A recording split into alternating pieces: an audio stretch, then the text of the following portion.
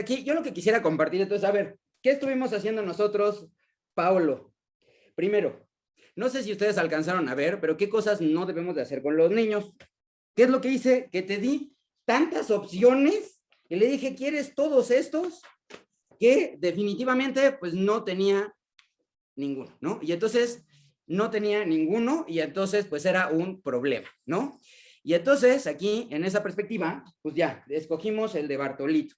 ¿Y qué es lo que podemos hacer? Podemos ir apoyando. A ver, vamos a contarles qué es lo que estuvieron viendo. Y aquí, por ejemplo, aquí, ¿qué es lo que vemos? ¿Qué nos cuentas? Es una vaca y aquí hay un... Es un gallo que se llama Bartolito. Y fíjate, aquí dice, escondido detrás de un tronco. ¿Dónde hay un tronco aquí? ¿Dónde ves un tronco? En estas imágenes, ¿dónde hay un tronco?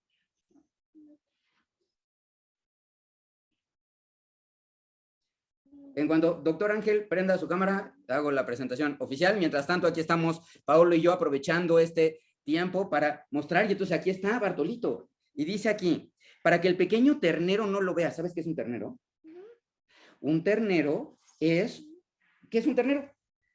Porque mira, aquí hay muchas personas que nos están viendo, gracias a las más de 1,200 personas que nos están acompañando en línea, y pues ellos no saben qué es un ternero, qué es un ternero. Y al ratito, después del doctor Ángel, vamos a tener mucho tiempo para jugar tú y yo y con tu mamá, para hacer lo que nosotros queramos. Y entonces, bueno, primero que nada, muchísimas gracias a quienes nos acompañaron. Sí, vamos, espera, déjame, lo voy a presentar. Ahora dame 2 minutos para que lo presente y seguimos jugando tú y yo. Entonces, primero que nada, muchísimas gracias al comité organizador por la oportunidad de ser el coordinador de este curso para padres. Gracias a las más de 1,200 personas que nos acompañan. Y ahora tengo el honor de presentar a una persona que es alguien que realmente admiro mucho. Es un maravilloso pediatra y además es una de las mentes jóvenes más brillantes que yo he tenido la fortuna de conocer. Definitivamente, si yo hubiera sido tan brillante a su edad, seguramente en este momento estaría en otro lugar, haciendo otro tipo de cosas, y que además tengo la fortuna de que sea pediatra del desarrollo, que es el doctor Ángel Ríos, y que va a hablar en este momento acerca del uso de tecnologías, porque por ejemplo, oye, y nada más para hacerle la palabra al doctor Ángel, oye, ¿y tú cómo tomas tus clases? Tienes 3 años, ¿y cómo tomas tus clases? Pues en Zoom, ¿verdad? Sí, exacto, y tienes 3 años. ¿Y cuántas horas tomas de clase al día? Pues varias, ¿no? ¿Y cuántas horas te la pasas en la tableta? Pues un montón. Y entonces, ojalá que nos acompañen en esta conferencia que va a dar el doctor Ángel de Jesús Ríos Medina, un gran pediatra, pediatra del desarrollo, que va a hablar acerca de justamente el uso responsable de la tecnología, porque como estamos viendo ahora, estamos ocupando la tecnología y lo que sabíamos ya cambió. Y si quieres saber cuál es el impacto de la tecnología excesiva en los niños que acaban de nacer en 2019 en 30 años, pues esperemos en 30, pero mientras hay que ver qué hacer, y es algo de los que nos va a hablar el doctor Ríos. Mándenos por favor sus preguntas y nos vemos en un rato. Yo les voy a hablar del uso responsable de la tecnología en niños, específicamente dirigido a dispositivos móviles y otras pantallas. Pero bueno, sabemos que el tiempo excesivo de pantalla tiene consecuencias negativas en la salud y en el desarrollo de los niños. La mayor parte de los niños a nivel mundial excede el tiempo de pantalla recomendado de acuerdo a su edad. Y de hecho, un estudio reciente en Estados Unidos concluyó que el 98% de los niños pasa más de el tiempo recomendado enfrente de una pantalla. Entonces, esto es muchísimo. Y con nosotros como pediatras, como neurólogos pediatras, en mi caso como pediatra del desarrollo, tenemos un papel muy importante para poder prevenir o disminuir el impacto negativo que pueden tener el uso pues, no responsable o el uso no apropiado de las pantallas en los niños. Y nosotros para poder lograr esto necesitamos ser un adecuado equipo con los padres, porque pues para empezar no podemos llegar a decirle a un papá qué va a hacer o qué no va a hacer, ni siquiera con los tratamientos médicos. En muchas ocasiones, cuando nosotros indicamos un medicamento, si no explicamos por qué lo estamos indicando, si no explicamos cómo funciona, si no explicamos qué es lo que esperamos obtener con el manejo, en muchas ocasiones los papás no nos hacen caso y están en su derecho. No tendríamos por qué llegar a decirles cómo y qué es lo que van a hacer. Entonces no podemos simplemente intentar pedirles que modifiquen lo que ya están haciendo respecto al uso de las tecnologías con sus niños de la noche a la mañana porque alguien más lo dice. Para eso es necesario hablar con los padres, explicarles, darles una perspectiva diferente y hacer un equipo con ellos y poder llegar a un acuerdo mutuo o a un punto común en el que se cumpla tanto lo que el niño necesita para tener un buen desarrollo como lo que el papá quiere o lo que el papá espera de su niño. ¿Qué efectos negativos podemos encontrar con el uso de las pantallas? En cuanto a la habilidad física y la salud en general, se ha observado que niños preescolares y niños escolares tienen una menor habilidad motora gruesa. Esto quiere decir que les cuesta más trabajo agacharse, hacer agachadillas, tal vez hacer lagartijas. También tienen una fuerza disminuida. Son niños que tal vez les cuesta un poco más de trabajo brincar o lanzar una pelota, patear algo, pasarse el pasamanos. Y en adolescentes y en escolares, que son niños un poco más grandes, es muy frecuente que digan que tienen dolores de cabeza, que tienen dolor de espalda baja, sobre todo por la postura en la que usualmente se utilizan las tecnologías o los dispositivos móviles, que es estar apachurrado o aplatanado en un sillón, que es estar acostado en una cama, estar mucho tiempo sentado en una postura no necesariamente muy cómoda, y todo este tipo de cosas pues obviamente tiene consecuencias físicas. Sin embargo, una de las cosas yo considero que de las más importantes es que en cuanto a la dieta y la composición corporal hay un efecto muy grande. Suele haber una dieta inadecuada. ¿Por qué? Porque pues la realidad es que muy pocas personas están viendo la tele o están jugando videojuegos con una ensalada o con unos palitos de apio o con unas zanahorias. La mayor parte de la gente tiene snacks, tiene galletas, tiene palomitas, tiene papitas, chocolates, tiene dulces, tiene alimentos que son ultraprocesados, alimentos que no son saludables y alimentos que sí fomentan la obesidad. Además, esto de manera independiente está fuertemente asociado a la obesidad y al sobrepeso, principalmente porque está también asociado al sedentarismo. Mientras más tiempo paso yo frente a una pantalla, ya sea la televisión, la computadora o lo que sea, pues menos tiempo voy a tener para estar corriendo en el parque, para estar haciendo algún otro tipo de actividad física, para practicar algún deporte o para correr en algún lugar, o sea, en una resbaladilla. O sea, en general, la actividad física de los niños que pasan alto tiempo en pantalla se disminuye porque si ya tienen que dormir de 10 a 13 horas al día y pasan 4 horas en la pantalla, pues la realidad es que les quedan muy pocas horas del día y gran parte de eso se la van a pasar en bañarse, comer, otras actividades y al final no van a tener tiempo para la actividad física. ¿Qué otros efectos negativos hay? Se afecta también el sueño. Principalmente se reduce la duración del sueño. Y la reducción de la duración del sueño está más asociada al uso de videojuegos, específicamente en la computadora. Y esto es porque en la mayor parte de los casos, si alguien tiene la edad como para haber jugado o seguir jugando videojuegos, o tiene la edad para tener hijos que están jugando videojuegos, se podrán dar cuenta que la mayor parte de los videojuegos que son en línea y que son con otras personas se juegan en la noche, a horas altas de la noche, a las 2 de la mañana, a las 10 de la noche, y esto pues puede, por un lado, modificar el ciclo de sueño y que el sueño empiece a las 2, 3 de la mañana. Por otro lado, también va a reducir la duración del sueño por el efecto negativo que va a tener la pantalla per se. Los niños suelen despertarse cansados o sienten que el sueño no fue suficiente y lo expresan en la mañana siguiente. Esto se asocia más que nada a televisión y no tanto a algún otro como computadora o videojuegos, pero en general estamos hablando de pantallas sin distinción. Esto es súper importante, puede afectarse la producción de melatonina. La melatonina es una hormona que se produce de manera natural en el cerebro y que tiene una fuerte relación con los ciclos de sueño, con el hecho de que nos dé sueño por la tarde, tarde-noche. Con una producción inadecuada o insuficiente de melatonina, nosotros vamos a tener problemas de sueño, ya sea que no podamos dormir, que no podamos mantener el sueño, que no nos dé sueño a la hora que es apropiado. Eh, ¿cuál es el problema aquí? Las pantallas producen en su mayoría un espectro de luz azul. De hecho, si ustedes tienen un celular, algunos celulares recientes tienen la función de programarse para que cuando llegue una determinada hora, 8 de la noche, 9 de la noche, la luz del celular cambie y tenga un tono amarillento o tenga una luz más amarilla que blanca. Y esto es porque la luz azul, que nosotros conocemos como luz blanca o luz fría, está directamente relacionada con la producción de melatonina. ¿En qué sentido? La bloquea. Al momento de que la retina se expone a la luz azul, manda señales al cerebro para bloquear la producción de melatonina y la disminuye de manera importante. Esto obviamente, si nosotros tenemos en casa puras luces blancas y no tenemos luces amarillas, pues también va a estar afectando la producción de melatonina.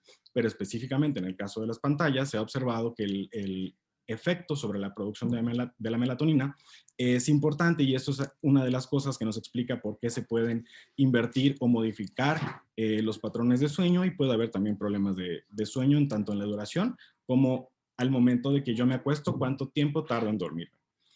Y esto está súper, súper, súper asociado al hecho de que las pantallas estén dentro del cuarto. No es lo mismo que yo tenga una televisión en la sala, en donde yo pueda controlar la cantidad de tiempo que mi hijo ve la televisión, a que tenga una televisión con un Xbox o un PlayStation en su cuarto y que lo pueda jugar el tiempo que quiera, de la forma en la que quiera, y pues está expuesto un mucho mayor tiempo a la luz y al estímulo de los videojuegos, que al final del día pues son emocionantes, o pueden ser preocupantes si son de miedo, o pueden ser simplemente divertidos. Al final del día, puede haber una generación de adrenalina y una liberación de diferentes hormonas que también nos puedan dificultar el alcanzar el sueño.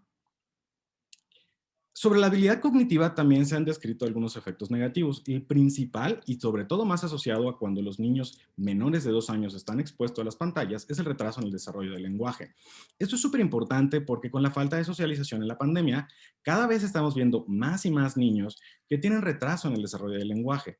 Esto es porque una de las primeras fases en el desarrollo del lenguaje es la fase social, en la que yo necesito comunicar algo, y es por eso que empiezo a hablar.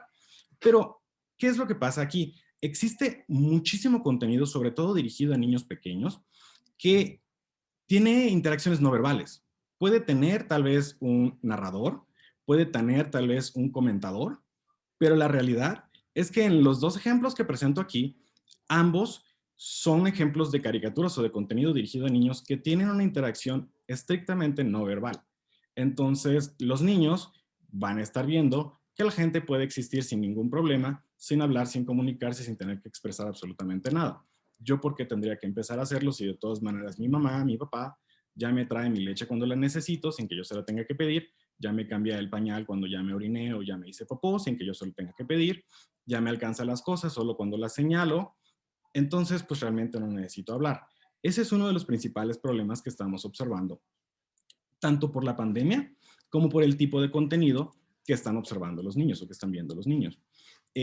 Otra es una menor preparación en la escuela, sobre todo porque pues, si los niños tienen la flexibilidad de poder ver el tiempo que deseen las pantallas, pues también van a tener problemas en el sentido de que no tienen suficientes límites, no tienen suficientes reglas, hay escasa estructura en casa.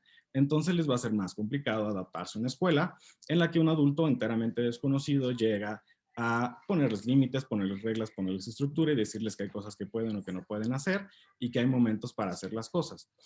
Y por último, la resolución creativa de problemas. ¿Por qué? Pues porque la realidad es que incluso las aplicaciones para el celular que intentan estimular la resolución de problemas, o los programas interactivos de la televisión que igual intentan como hacer esto de la resolución de problemas, aceptan una única respuesta.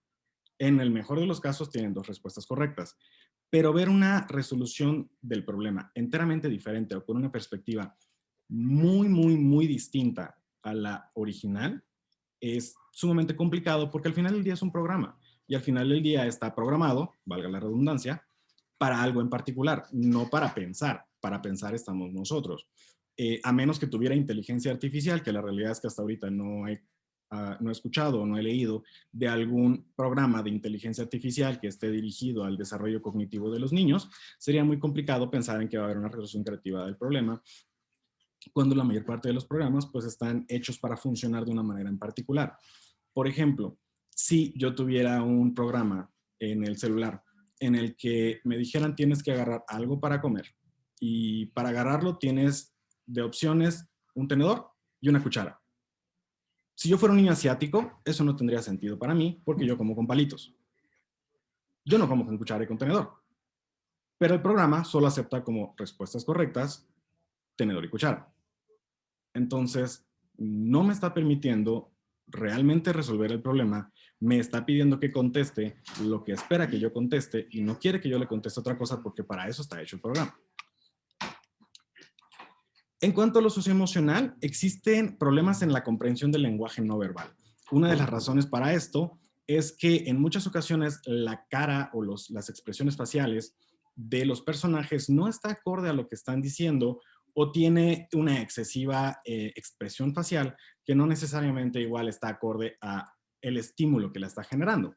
Por ejemplo, en esta caricatura de 3 ositos, en teoría los 3 ositos están felices en esta escena. Sin embargo, el osito blanco suele ser un osito bastante serio, que aunque esté feliz, tiene la misma cara que trae en la imagen de aquí.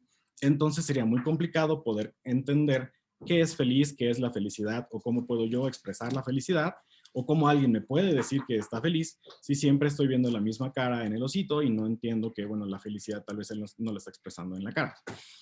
Otra es el manejo situacional de las emociones, porque algo que suele ocurrir con frecuencia es que yo puedo sentir algo, pero no sé qué hacer con ese sentimiento. Yo puedo estar experimentando algo, pero no sé cómo expresarlo, porque además puede ser que yo sea un niño de 2 años y medio que todavía no habla. Entonces, en el momento, pues puede detonarse un berrinche, puede empezar tal vez a aletear con las manos, puede empezar a dar vueltas, porque no sabe cómo eliminar esta energía, no sabe qué hacer con esta emoción, no sabe qué hacer con lo que está sintiendo. Y esto en algunas ocasiones también puede terminar en comportamientos de externalización, que son agresividad, el constante desafío hacia los padres o hacia la autoridad, el frecuentemente decir que no o estar en negación, el tener una actitud negativa entre la vida, al ser una persona que en lugar de querer hablar las cosas, tiende pues más que nada a comportarse nuevamente con agresividad.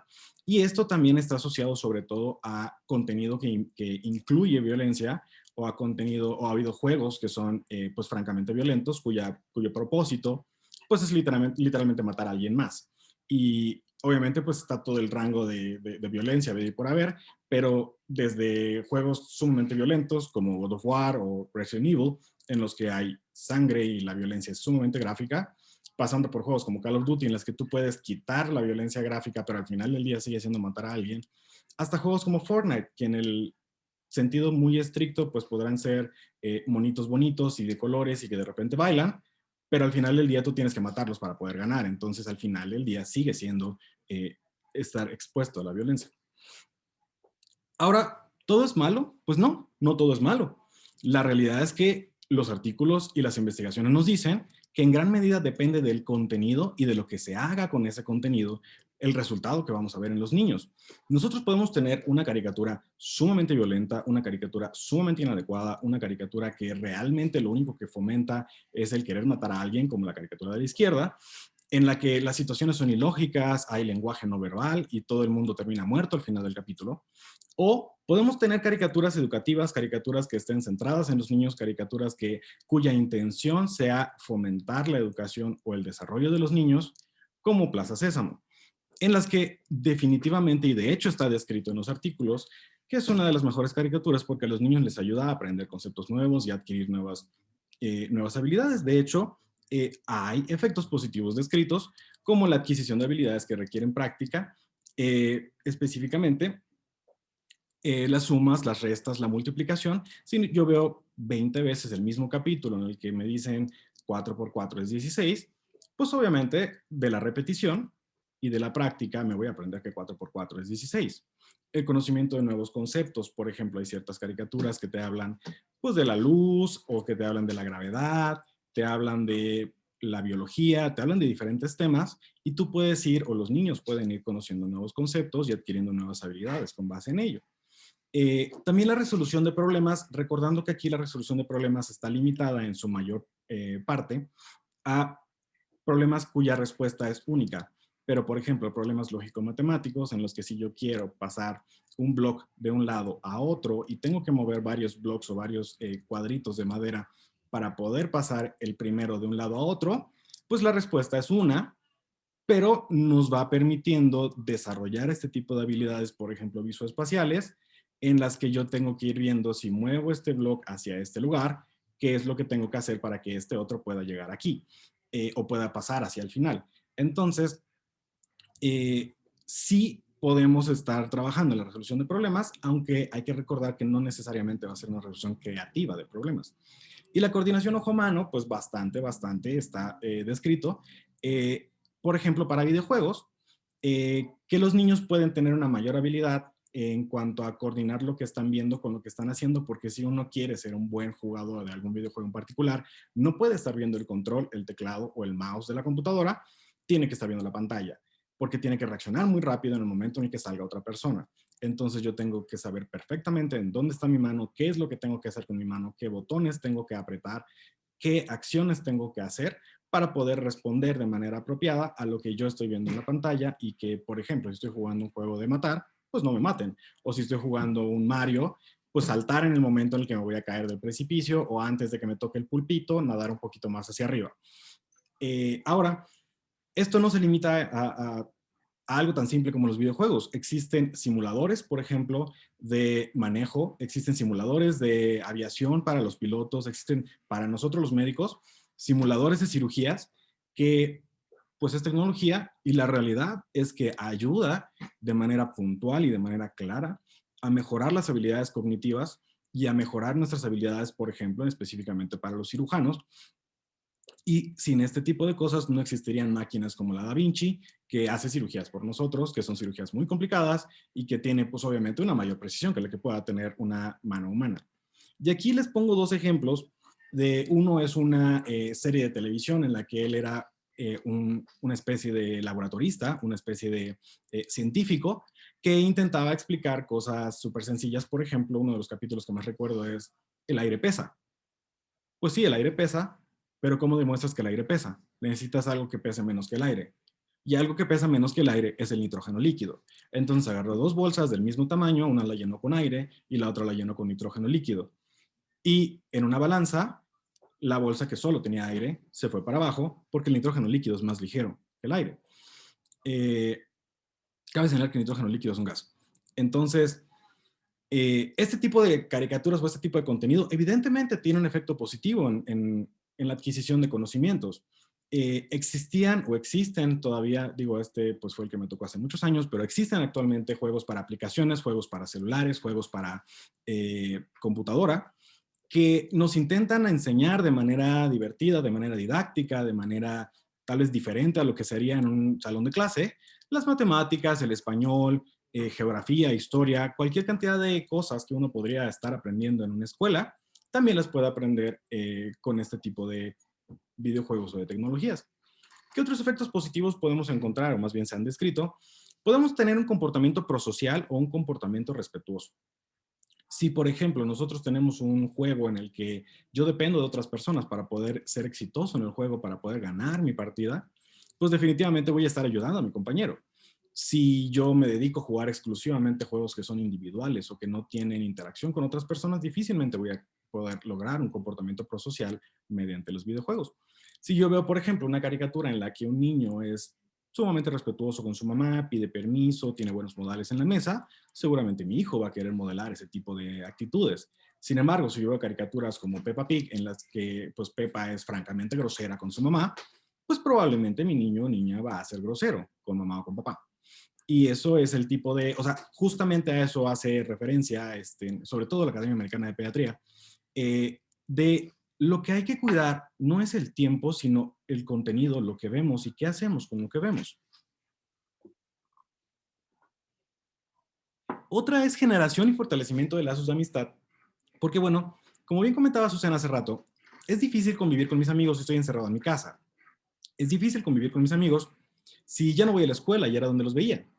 Es difícil en general ver a otras personas, sobre todo en los primeros meses de la pandemia en los que la pasamos enteramente encerrados en nuestras casas. ¿De qué manera podría yo comunicarme? ¿De qué manera podría yo hablar o contarle mi día a alguien más si tengo, no sé, 14 años y tal vez mi celular está un poco más restringido? Pues definitivamente los videojuegos, cuando existen plataformas como Xbox Live y PlayStation en los que tú puedes interactuar con otras personas mientras juegas, pueden generar o pueden fortalecer lazos de amistad. Algunas personas que yo podría considerar mis amigos, los conocí a través de videojuegos, los conocí a través de plataformas en línea y actualmente pues guardamos una buena comunicación y podemos hablar de vez en cuando o a veces nos encontramos o nos ponemos de acuerdo para jugar.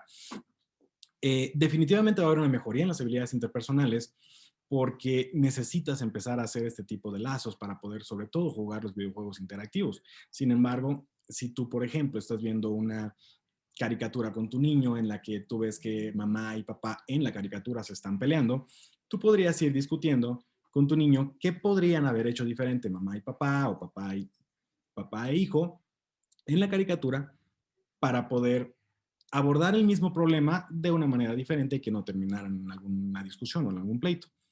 Otra muy importante es que existen muchas aplicaciones de relajación o de mindfulness que a los niños les pueden permitir, digo también a los adultos, pero estamos hablando de niños, a los niños les pueden permitir relajarse, a los niños les pueden permitir tener una actividad diferente, les puede enseñar a meditar, y esto también nos podría ayudar a tener un efecto positivo, sobre todo en el aspecto emocional, que muchos de los niños que vivieron el encierro de un día para otro durante la pandemia, pues evidentemente experimentaron tristeza, tal vez no depresión, pero sí tristeza. Muchos experimentaron ansiedad, algunos los tenemos en el hospital con trastorno de ansiedad. Entonces, este tipo de cosas, el utilizar las tecnologías como una herramienta o como un medio para llegar a un fin, es muy bueno y tiene definitivamente efectos positivos en el desarrollo y en la vida de las personas. Aquí nuevamente, si nosotros tenemos una diadema en la que nosotros podemos comunicarnos con otras personas, podemos estar en contacto con nuestros amigos de la escuela, de la secundaria, de la prepa, podemos estar incluso llegando a conocer a otras personas, pues obviamente vamos a empezar a tener más lazos interpersonales, a mejorar nuestras habilidades interpersonales. Y existen algunos juegos en los que pues realmente necesitas de alguien para poder completar todas las cosas del juego. Existen juegos de mundo abierto en los que tú, por ejemplo, necesitas que alguien te ayude a completar una tarea en particular. Existen juegos como este en el que tú para poder cosechar algo en particular te lo tienen que regalar, o si tú estás jugando Pokémon, algunos Pokémones no los puedes obtener en tu versión del juego, necesitas la otra versión del juego que la tenga alguien más y que ese alguien más te pase el Pokémon que tú no tienes para poder llenar tu Pokédex. O sea, existen muchísimos juegos que dependen de que tú juegues con alguien más para que los puedas ganar, completar o terminar. Ahora, pues bueno, ¿cuáles son las recomendaciones? ¿Qué es lo que nos dice la literatura que recomienda la Academia Americana de Pediatría?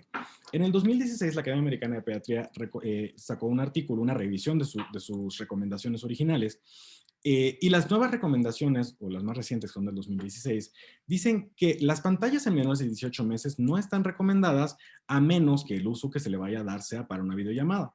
Y obviamente, pues si papá o mamá está alejado por situación de trabajo o por la razón que sea, evidentemente el estar en contacto con pues la voz de mamá, la voz de papá, es algo que puede ser calmante para el niño y es algo que fomenta también el apego, que era algo de lo que hablaba Toño. El estar ahí con constancia, el estar ahí frecuentemente, el que me sienta cerca, definitivamente va a aumentar la probabilidad de que mi niño tenga un apego seguro conmigo. En niños de 18 a 24 meses, lo ideal es elegir un contenido de alta calidad e interactuar en familia. ¿A qué se refiere con esto?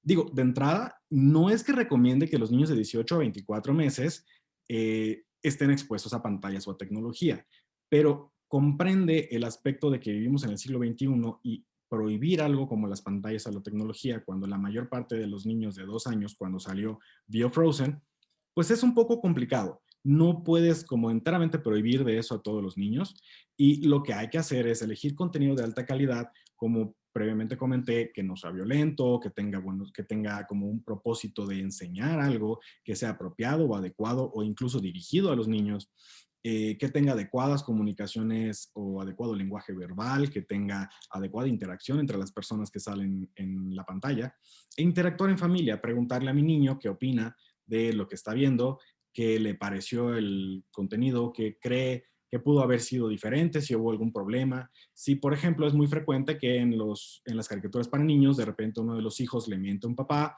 y esto genera un problema, ¿qué cree él que debe haber hecho el protagonista en ese caso? Elaborar a partir del contenido y hacer del contenido un medio para que yo pueda interactuar con mi niño y no simplemente dejar al niño enfrente de la pantalla a que haga lo que quiera mientras yo estoy haciendo otras cosas. Y algo muy importante también es hacer énfasis en lo importante de lo que estamos viendo y en la aplicación que pudiera tener en la vida diaria. En niños de 2 a 5 años, la recomendación es limitar el uso a 1 hora o menos, procurando fomentar la interacción y nuevamente con contenido de alta calidad. Pero Incluso si aquí no quisiera estar interactuando o no quisiera buscar contenido de alta calidad, le podría dar hasta 1 hora de uso libre de los dispositivos. No es lo ideal, pero pues es aceptable. Otra es evitar el uso de pantallas durante las comidas y esto por dos razones. Uno, el uso de pantallas durante la alimentación nos distrae y nos hace menos perceptivos a las señales de saciedad. Entonces es más probable que yo coma más. Y otra, porque en teoría las comidas, si se comparten en familia, deberían ser un momento de compartir en familia y deberían ser un momento en el que yo puedo hablar con mi mamá, hablar con mi papá, vernos a la cara, comentar qué hicimos durante el día. Entonces, con las tecnologías, con el celular ahí va a ser un poco más complicado. Y 1 hora previo a dormir es también muy importante por lo que hablamos de la producción de melatonina y por los estímulos que pueden estar generando estrés o emoción que puedan dificultar el sueño. Evidentemente es muy difícil tener a una mamá que hace videollamada con papá y que pone a su niña de 4 o 6 meses a que escuche y vea a papá para que, pues aunque papá esté en otro país, en otra ciudad por cuestiones de trabajo o por la razón que sea, incluso si están separados, por ejemplo, pues esto puede fomentar el apego de la niña al papá. Sin embargo, si yo tengo a mi niño, a ver, toma, ten la tableta, quédate ahí un rato, nos vemos en 1 hora, pues la realidad es que no estoy ganando nada y sí en muchas ocasiones la falta de interacción, la falta de comunicación verbal y el estar expuesto a una pantalla puede llegar a ser uno de los múltiples factores que haga que los niños tengan un retraso en el desarrollo del lenguaje e incluso está estudiado que es una de las cosas que puede afectar o puede influir en el desarrollo del trastorno del espectro autista. Entonces, definitivamente, esto no sería apropiado. ¿Qué más nos recomienda la Academia Americana de Pediatría?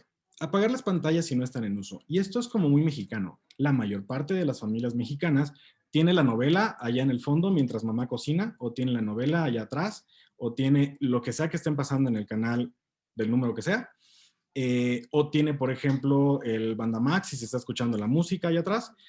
Y la realidad es que, bueno, si quieres escuchar música, para eso está la radio, hay reproductores de música.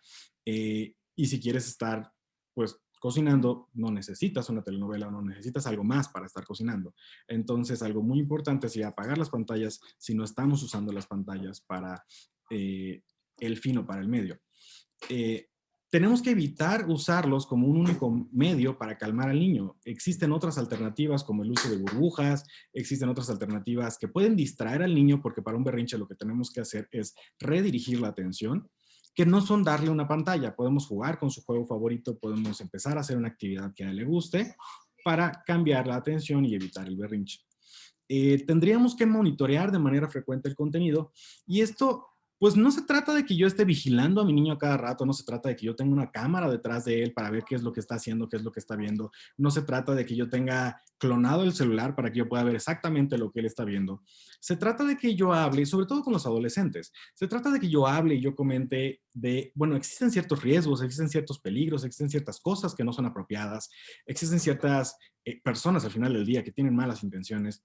Entonces, hacerlo conocedor de este tipo de cosas, que él sepa y que él tenga la capacidad de discernir entre lo bueno y lo malo. Obviamente tomando en cuenta su nivel de desarrollo y tomando en cuenta su capacidad de hacerlo de manera apropiada. Si mi niño es un niño muy pequeño, probablemente no sería lo más apropiado y sí tendría yo que estar monitoreando o controlando el contenido que está observando para que el contenido esté acorde a mis principios, acorde a mis valores y acorde a lo que él necesita o él requiere. Tener momentos libres de tecnología. Por ejemplo, ir al parque, hacer una actividad al aire libre, estar en la piscina, si tenemos piscina, estar por ejemplo, salir a montar bicicleta, los momentos de comida. Si ya voy a ver una película en familia, pues la vemos sin el celular porque lo que queremos es la interacción en familia. Pero definitivamente buscar momentos en los que no exista tecnología, ya sea como fin o como medio. Y promover las recámaras libres de dispositivos electrónicos. Eso es súper importante por lo que ya hablamos de los problemas que puede causar del sueño. Definitivamente es muy diferente ver una imagen como la que comentaba Azucena hace rato, en la que la familia está pues en el mismo lugar, pero no está junta, no está realmente ahí, no están conviviendo. Están comiendo, pero cada quien está en su rollo, a que nosotros nos pongamos a jugar algo mucho más interactivo y que estemos realmente conviviendo en familia. Esto no es lo que buscamos. Ahora, ¿qué fue lo que pasó con la pandemia? La pandemia trajo muchísimos cambios y la realidad es que la mayor parte de los niños empezó a tomar clases en línea. La mayor parte de los alumnos realmente dice que preferiría tomar clases presenciales y que no está teniendo una interacción adecuada con sus maestros o compañeros, que eso es algo sumamente importante. ¿Qué es lo que opinan los papás? Los papás creen que sus hijos no están interesados en las clases en línea o que el interés no es el mismo, que no hay una buena interacción, que de todas maneras tiene que estar ahí, enfrente de ellos, atrás de ellos y vigilándolos constantemente porque los niños no pueden estar solos durante la clase porque pues se van, hacen otras cosas o se distraen y que pasan más de 3 horas en pantalla al día. Pero algo súper importante y una preocupación totalmente válida es que a la mayor parte de ellos, al 95%, les preocupa la visión de su hijo y eso es algo muy importante.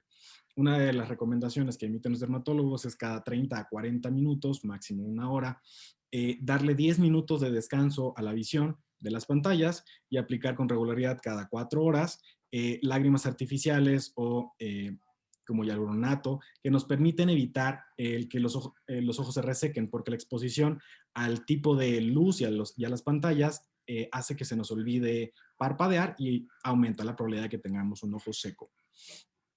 Y los maestros dicen que francamente el interés en aprender es menor, aunque ellos dicen que con la interacción no va tan mal. Ellos dicen que no pueden vigilar a los alumnos de manera apropiada, que no tienen suficiente atención y además la mayor parte de ellos cree que va a haber un desempeño, que va a haber un descenso en el desempeño académico porque los niños no están aprendiendo lo que deben, pero también si tenemos clase 1, 2 o 3 veces por semana de 1 hora, hora y media, la realidad es que ellos tampoco están terminando de hacer su trabajo. Entonces eso también habría que considerarlo. Una de las cosas que se ha intentado, sobre todo se ha intentado en el manejo de adicciones, es, ok, yo no voy a bloquear algo, no voy a prohibir algo, pero puedo hacer lo que es lo menos malo, puedo buscar lo que hace menos daño. Algunas de estas propuestas son ser pragmático. Es imposible decir que alguien no va a estar expuesto a pantallas o tecnología, o decirle a un niño de 3 años que solo va a tener derecho a ver 1 hora al día de pantalla o tecnología, si una película en promedio de Disney o de cualquier otra cosa de caricaturas tarda 2 horas. Es sumamente complicado. Eh, Valores humanos en el sentido de que tiene que haber una empatía con los padres y con los niños. Yo no le puedo decir al papá que ahorita hace que, o permite que su niño vea 8 horas de pantalla al día, que al día siguiente ya solo le permita ver 1 o menos, porque evidentemente eso va a generar también problemas en casa y eso lo tengo que poder comprender como pediatra, como neurólogo, como pediatra del desarrollo. Y evitar el daño. O sea, aquí lo principal es reducir el riesgo de que existan estas consecuencias negativas en los niños. ¿Cuáles son las recomendaciones que salen a partir de la pandemia? Uno es establecer rutinas que incluyen el uso de pantallas, porque evidentemente las pantallas ahora son parte de nuestra vida y no lo van a dejar de ser. Promover el uso saludable de las pantallas, hacer entender al niño que una cosa es que vea clases en línea 2 horas y otra cosa es que se ponga a ver Peppa Pig 2 horas. Definitivamente no es lo mismo.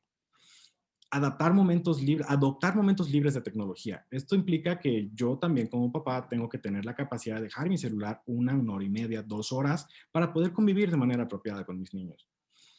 Animar el uso compartido de pantallas. Yo puedo ver algo contigo, ya sea tu caricatura o de repente tú puedes ver un documental conmigo. Yo sé de alguien que actualmente está empezando a ver anime porque a su hija le gusta ver anime, entonces pues dijo voy a ver anime con ella porque es un momento en el que yo puedo empezar a compartir un momento de mi día con ella. Y definitivamente el tiempo dedicado a la educación no se puede considerar un tiempo de pantalla porque no es un tiempo eh, negativo en ese sentido y no es un tiempo en el que el niño esté siendo hasta cierto punto libre de elegir el contenido dentro de los contenidos que nosotros le ofrecemos para que pueda verlo. Y algo que me gustó mucho es la Academia Americana de Pediatría tiene en su versión en español, a través de esta página, un programa que nos permite realizar un plan para el consumo de medios en nuestra familia, en el cual nosotros podemos calcular la cantidad de tiempo que queremos que nuestra familia esté expuesta a medios, la forma en la que queremos que esté expuesta a medios, y aparte podemos imprimir una serie de reglas que pueden implementarse en nuestra casa, en las que yo, por ejemplo, puedo decir, nadie se va a sentar a comer en la mesa, con dispositivos móviles y todos tenemos que estar sentados a comer en la mesa al mismo tiempo. O no vas a tener una televisión en tu cuarto, pero tienes acceso a televisión 2 horas en la sala de televisión. Los dispositivos móviles se tienen que cargar afuera de la habitación y se van a cargar en la cocina, y si quieres ver algo tienes que salir. Este tipo de recomendaciones puntuales, este tipo de estrategias, reglas, están muy bonitas y muy fáciles y se pueden conseguir a través de esta página que está en español y que yo les sugiero que, pues, si tienen tiempo y si les interesa, revisen porque es algo que se podría aplicar en casa. Muchas gracias. Por mi parte sería todo, y si tienen alguna duda o comentario, con mucho gusto se las podría responder. Pues muchísimas gracias, Ángel. Hay muchos comentarios. Muchísimas gracias ya a las 1,300 personas que nos han estado acompañando. En especial, gracias a que el 25% de nuestra audiencia es de Sinaloa. Muchísimas gracias también por estarnos acompañando. Y aquí hay muchas preguntas. La siguiente plática es la mía y a mí es el que me va a tocar acortar el tiempo. Nada más aquí lo que quisiera acotar para ya cerrar esta parte es actualmente son comentarios que dicen: ¿qué opina usted acerca de juegos para reforzar y desarrollar habilidades de memoria en los dispositivos móviles? Y nos hablan aquí, por ejemplo, y creo que esto sería muy importante, dicen: no entendí. ¿Un bebé de 5 meses puede ver un rato de tele con contenido apropiado? Es una pregunta que nos hacen. Por cierto, aquí alguien nos habla de los minutos que alguna vez en un congreso vieron del equivalente a minutos de cigarro. Nuevamente, algo que yo les invitaría aquí en esta parte es, con lo que empecé la presentación del brillante doctor Ángel Ríos, la realidad es que ¿cuál es el impacto de la tecnología a los 30 años de uso masivo? Pues la realidad, esperémonos en el 2050, así es que seguimos aquí y no hay guerras antes que hacen que no sigamos, porque realmente no se puede saber. Y entonces justamente uno de los puntos importantes es que pediatría del desarrollo es esta especialidad que me tocó a mí fundar en México. Justamente es una transdisciplina y es de punta de lanza. ¿Por qué? Porque hay cosas que no sabemos, ¿no? Entonces, ¿cuál es el impacto que tenemos a largo plazo? No lo sabemos. Digo, eso lo quiero poner como un parteaguas porque hay muchas cosas que en este momento no vamos a poder saber. Justamente hoy en la mañana estaba en un curso en Harvard, bueno, de Harvard, de liderazgo y de calidad, en el que hablaban de, tenemos que aprender a que tenemos que ir respondiendo a los problemas e ir ajustando los sistemas de salud para incluir.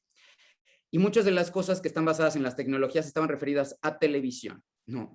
Y entonces aquí habría que definir el uso de televisión, que la televisión educativa no era como tan clara, o que se utilizaba a través de un modelo de telesecundaria versus a lo que ha pasado en los últimos 10 años. Tan solo del 2016 ahora, vean todo lo que ha pasado y tendríamos que ver este nivel de pandemia. Digo, aquí estoy tomando tiempo de mi plática para hacer esta reflexión y aquí me gustaría, por favor, escuchar como tus reflexiones finales acerca de esto, qué pasa con los niños, qué pasa con la violencia, ¿no? Aquí una pregunta que dicen es, ¿qué pasa con los juegos que implican violencia explícita?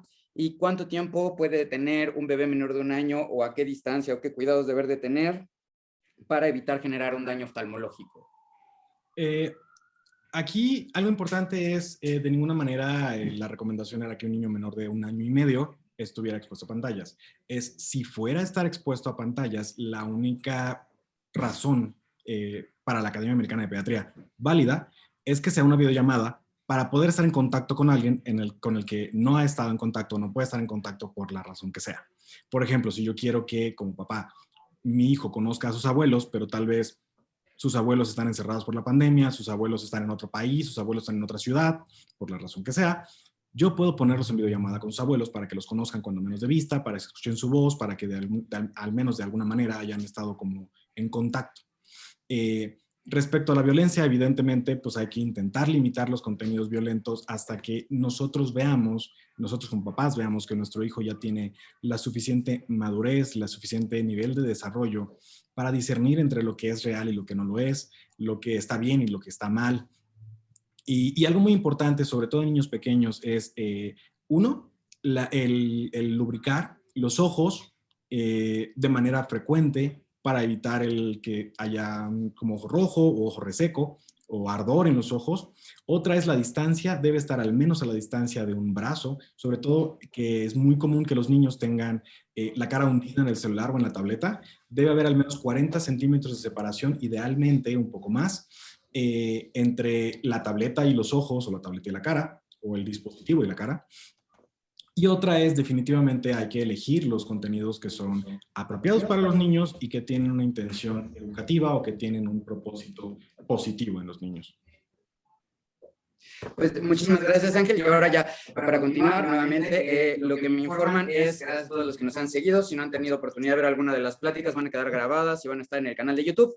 Muchísimas gracias, Ángel, muchísimas gracias a Azucena, a Ilma, que estuvieron el día de hoy.